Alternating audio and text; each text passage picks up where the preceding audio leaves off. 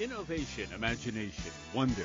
These are just some of the words used to describe Dr. Harvey Passes. Dr. Passes explores interesting people and ideas that will stimulate you. He questions the people who develop, create, and employ novel concepts in business and everyday lives. He especially loves to speak with successful people. How did they do it? How can you do it too? So let's join Dr. Harvey Passes in his quest of wonder and curiosity as we watch Dr. Harvey Passes Presents.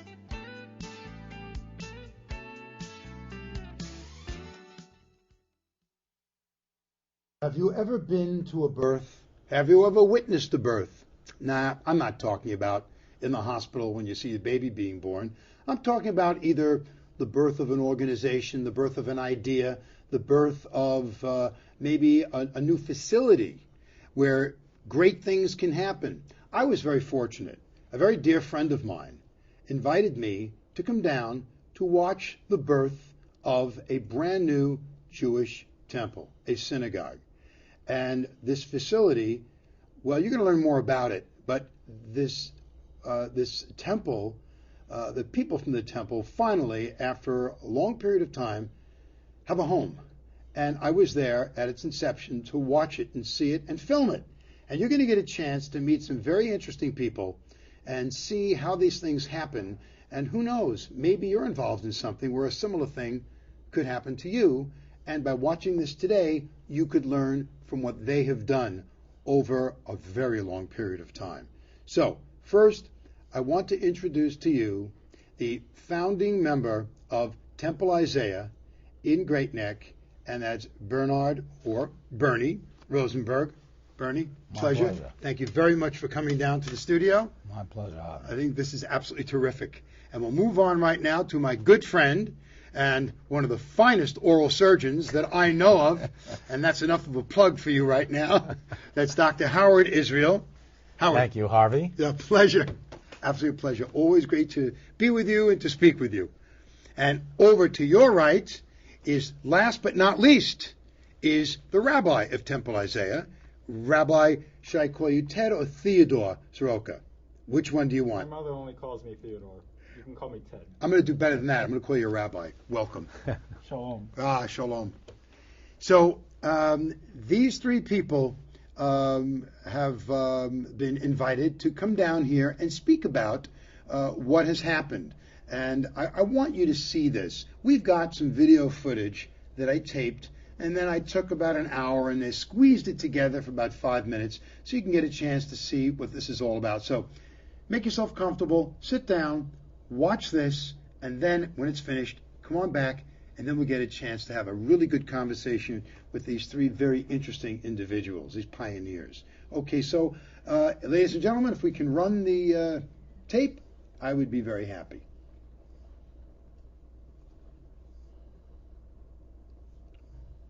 Or I can do a soft shoe.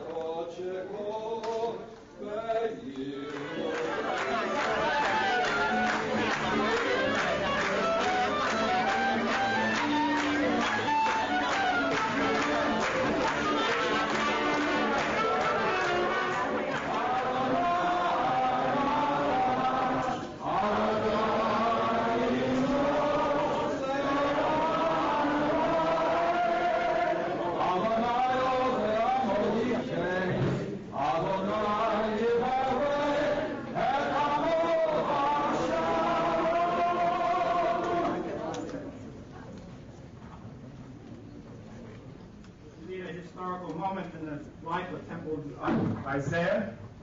We light our eternal candle, which up to now has only lit for a few hours every Friday evening. We're going to light it for now and forever. And I'll put it up. Saved by night and day. Blessed be His wall. 40 years Temple Isaiah has shared its space at the community church on Stoner Avenue, also in Great Neck Plaza. It's been a long journey to reach this point in time where I now stand on the beam of your first community reception of your new temple, and I'm just emotionally caught up in all this. It's very exciting and wonderful. Muzzle tough to everybody.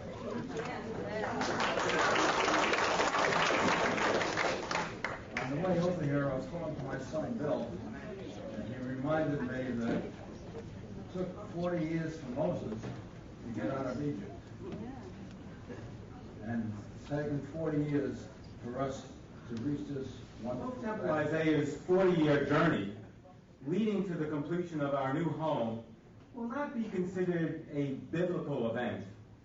The overcoming of so many obstacles and ultimate triumph of our small congregation will always be considered a miracle by its congregants.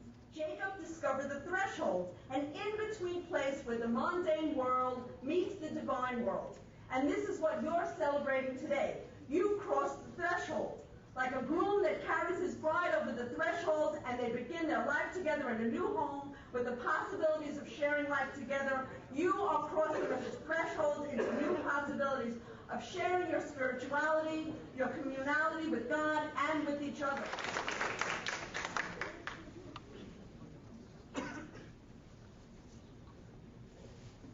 It's a very emotional moment for me.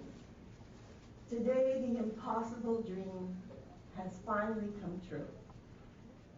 Oh, beautiful, spacious sky, oh, and the waves of rain, oh, purple mountain majesty, of the fruited plain, oh, name of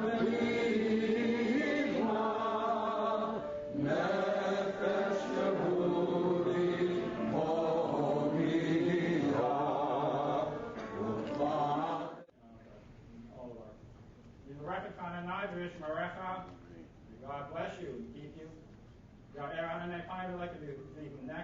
May God's face shine upon you and be gracious to you. May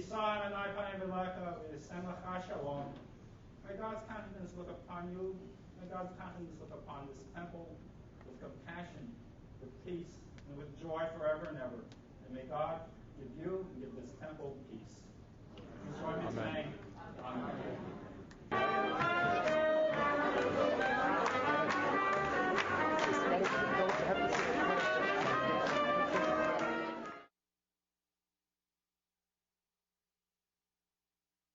Wow.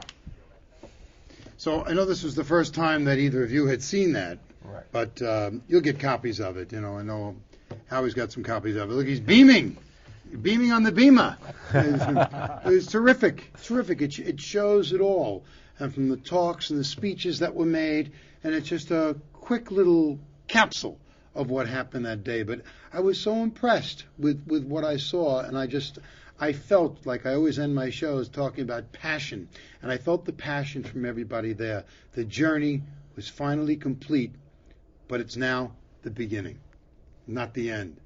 Bernie, tell me, how 41 years ago, how and why was Temple Isaiah founded? Oh, you know what? I'm very sorry. Before you get to that, there's a point here that is absolutely not made clear, and I didn't say this at the very beginning. Bring the camera out on me for a moment.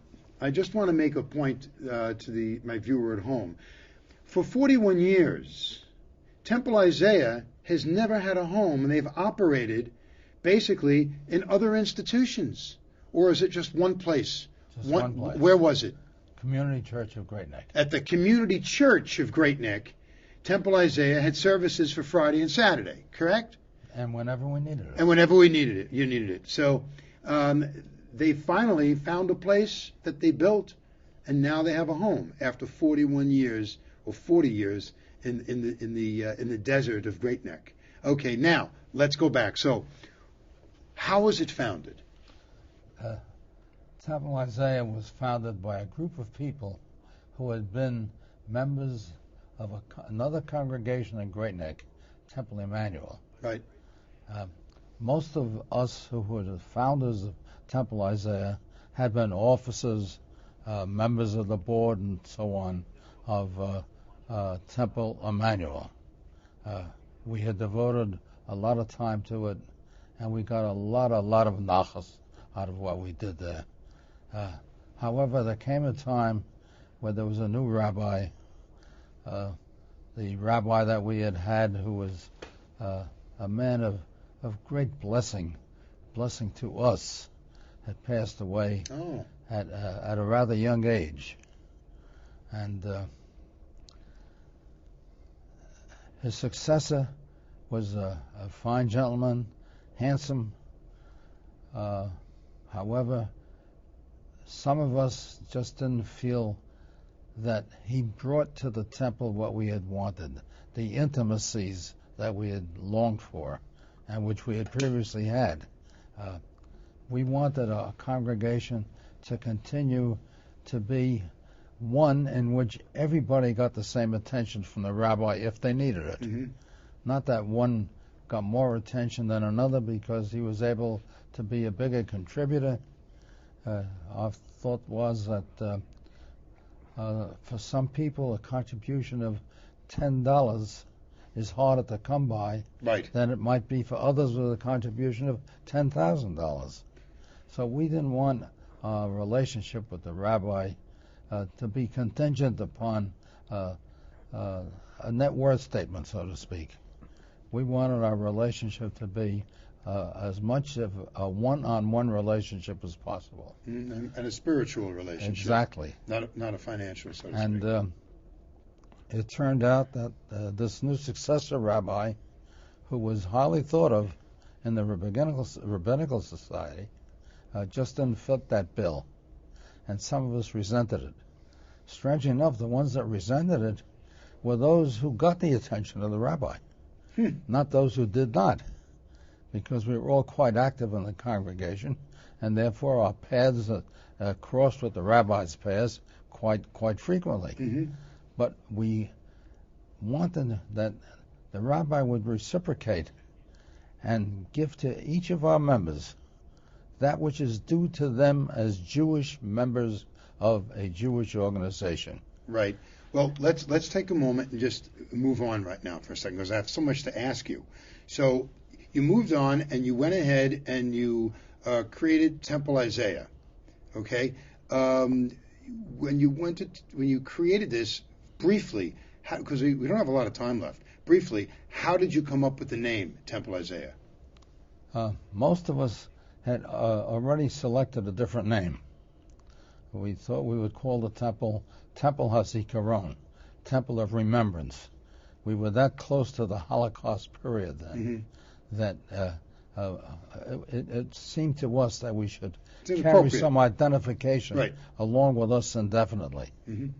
We didn't stop to think that it's a rather cumbersome name, HaZikaron, until one of our board members came in one day. She had been away, and she came in to a meeting, and she said, "Why do we want to have such a cumbersome name? What's wrong with the names of the prophets? Okay. What's wrong with Isaiah, for example?" There it was. And we all flipped. Here was a lady that had a great deal of common sense. And it worked. And we had been knocking ourselves out to come up with an ideal name. She just knocked it right off. And boom, everybody agreed. We all agreed to it. Rabbi, let me ask you, first of all, you've been the rabbi for Temple Isaiah for how long? For 8 years. 8 years. Mm-hmm. Okay. What's your story and the path that you took to become Jewish and then to become a rabbi? Well, that's several questions. Give me several answers. I'm a convert to Judaism, as you surmised. I converted when I was 22 years old. Mm-hmm. My family was Christian. I was raised in the Christian church. But by the time I was about 11 or 12, the teachings of my church, specifically, and Christianity in general, to the extent I understood it, really wasn't answering the questions I had. I always felt God was part of my life, and that I began to look elsewhere. And through a series of memberships in other church congregations, more and more liberal, if you will, Right.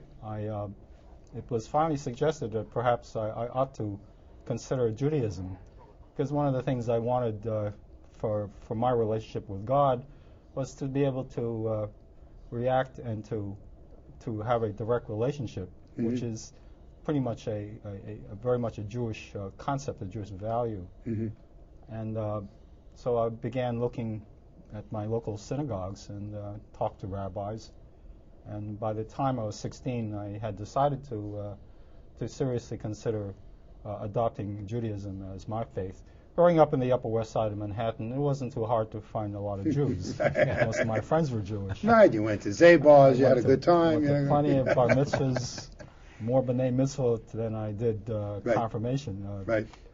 And as I said, by the time I was in my early 20s, it was the decision to make. As far as becoming a rabbi, it's a third occupation for me.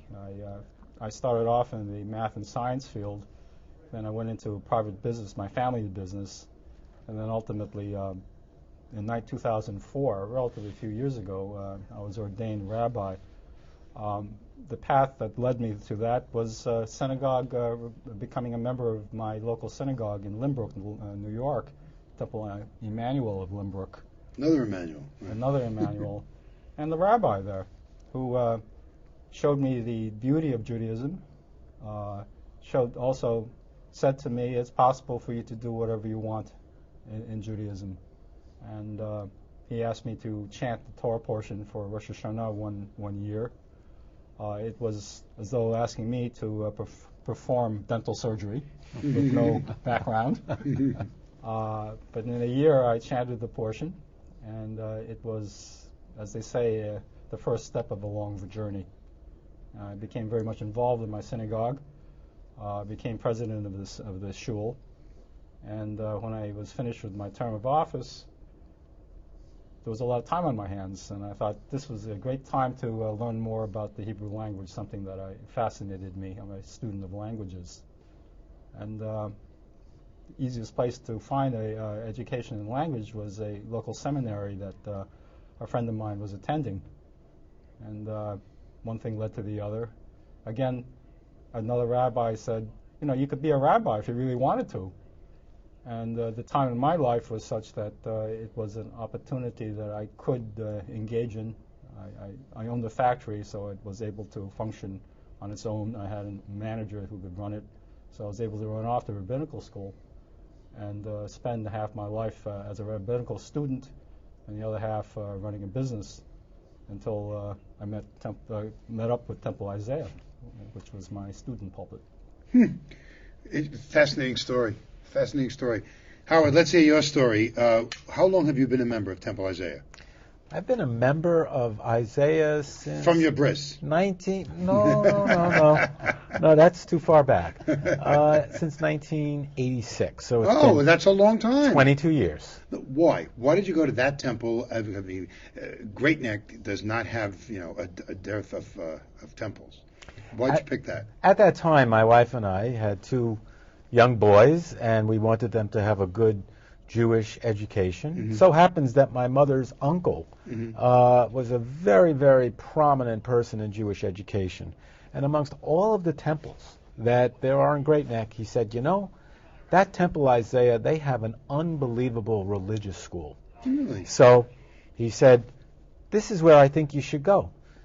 We went to the High Holy Day services one year, the year that we came to Great Neck, and after we heard the service and the greeting that we got from the warm feeling that we got from the folks that they just opened their hearts out to us, it was like no decision at all.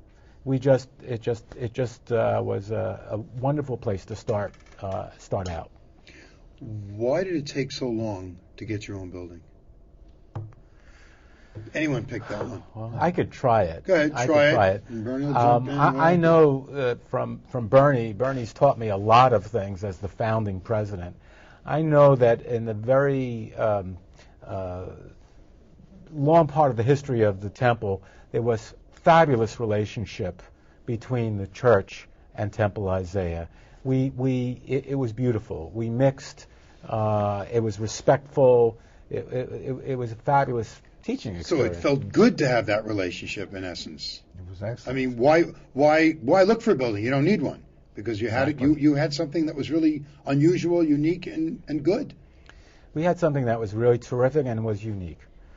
Over the last, I would say, 10 or 15 years, as demographics in the community has changed, and our congregation was shrinking a little bit, we realized that for us to survive and go on another 40 years into the future, that we really needed to have a home of our own, a place where we could decide when the services were. It was the right thing to do. And although we realized that, the church was not an obstacle, there were plenty of people who felt that this wasn't even something they would consider. Once they came to us, they realized it was a wonderful place. But they had to get past that as an obstacle. What are some of the things that's happened since you've opened up the new temple now? What's going on there? We had your Holy Day services there. That must have been an absolute joy for everyone, right, Rabbi? Well, that was the beginning of a lot of things. The first year, it's really like test driving a car. You don't know what it really does until you floor the accelerator. Uh-oh. And we sort of held our breath that first Erev Rosh Hashanah to see if we could house all the people, and we did. You did. It's like expandable walls, and every day, as I was telling Bernie, is a new experience. The first year or two, we'll really find out how the temple will function as a building. But immediately, just the way the building is and how people are reacting to it, with the light coming through our natural skylight, and just the sense of intimacy that the congregation has, the energy level and the enthusiasm is just totally incredible. And it's what a great way to start off a new temple with the holidays. I was going to ask you, what do you feel makes Temple Isaiah so special? But I think you just kind of answered it. However, you're free to add to it. Well, it has to do partially with the size. It's an intimate congregation. People feel quite free to come into my office. We talk about any number of things, any number of times. If one person wants to learn about Hebrew grammar, they're more than welcome to spend a half an hour a week with me. It's a pure pleasure to do that. The congregation is, I think, uniquely inquisitive, highly questioning, and despite all the questioning, also rather on the same page with many things. It's the process of questioning and answering and arguing passionate discussions, which makes up what we do. I don't really have to write sermons if I didn't want to.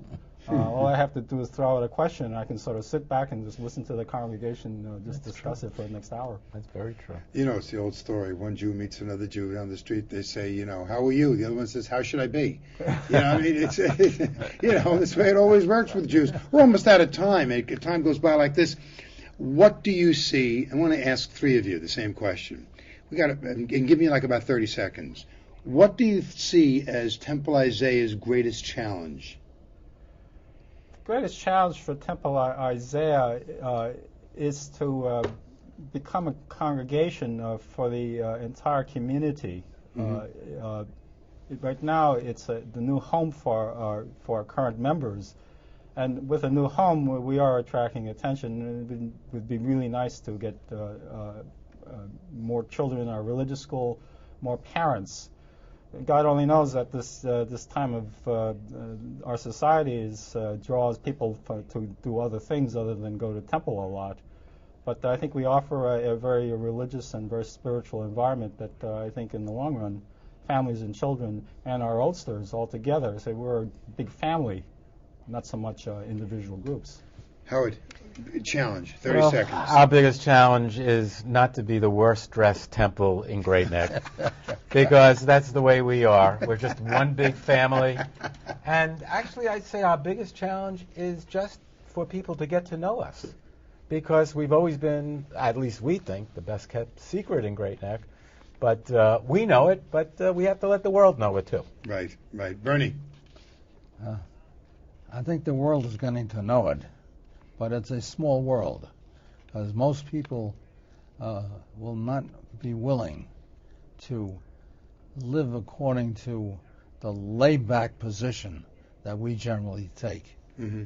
We're not a congregation that's interested in the headlights or the ladies' garments or the people's jewelry. If you have jewelry and want to wear it, that's God bless your word.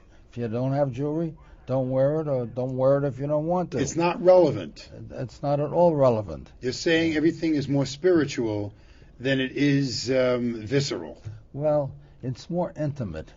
A big part of our congregation, biggest part of it, address each other by first name.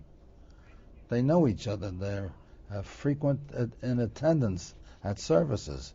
I know that when I came down to film it, and there was a lady who came to me in the street, I'm not going to mention names, and she was up there in the movie, and she came over to me, and she just kind of like, excuse me, can I help you? And she says, you're not a member of the temple. And I said, that's correct. And I explained I was asked a favor to Howard to film it and put it on TV. She says, oh, look. But everybody, I was impressed that everybody knew everybody.